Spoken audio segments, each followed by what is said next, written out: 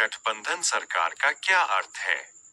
उत्तर: गठबंधन सरकार का मतलब है जब चुनाव के बाद किसी एक पार्टी को पूर्ण बहुमत नहीं मिलता और वह कई राजनीतिक दलों के साथ मिलकर सरकार बनती है।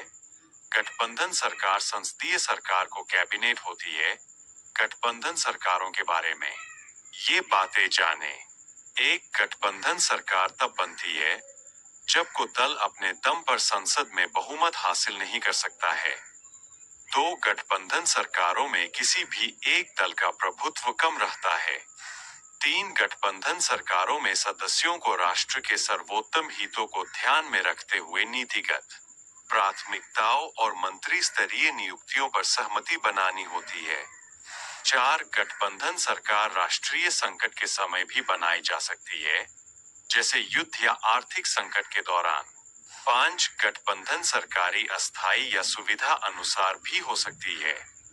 छह अगर गठबंधन टूट जाता है तो विश्वास मत हो जाता है या अविश्वास प्रस्ताव ले लिया जाता है। प्रश्न 2, साझी संपदा का से आप क्या समझते हैं? उत्तर: साझी संपदा उन संसाधनों को कहते हैं जिन पर किसी एक का नहीं बल्कि पूरे समुदाय का अधिकार होता है। संयुक्त परिवार का चूल्हा, चारगाह, मैदान, कुआं या नदी साझा संपदा के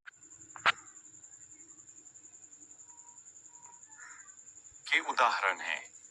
इसी तरह विश्व के कुछ हिस्से और क्षेत्र किसी एक देश के संप्रभु क्षेत्राधिकार से बाहर होते हैं। प्रश्न 3, प्रथम पंचवर्षीय योजनाओं के क्या उद्देश्य थे, किन्हीं दो का उल्लेख कीजिए। उत्तर: भारत की पहली पंचवर्षीय योजनाओं के कुछ उद्देश्य यह थे: एक, कृषि उत्पादन को बढ़ावा देना, देश का औद्योगिकरण शुरू करना, सार्वजनिक क्षेत्र का विकास करना, निजी क्षेत्र को बढ़ावा देना। दो, भारत की पहली पंचवर्षीय योजनाओं स्वतंत्रता के बाद देश के विकास से अहम भूमिका निभाने वाली थी। प्रश्न 4, मुस्लिम लीग की स्थापना कब और कहां हुई? उत्तर: मुस्लिम लीग की स्थापना 1906 में भारतीय राष्ट्रीय कांग्रेस के वैकल्पिक राजनीतिक समूह किस रूप में की गई थी? इसका उद्देश्य ज्यादातर हिंदुओं से बने देश में भारतीय मुसलमान के हितों का प्रतिनिधित्व करना था। मोहम्मद अली जिन्ना, जो कांग्रेस के सदस्य भी थे, 1916 में अध्यक्ष चुने गए।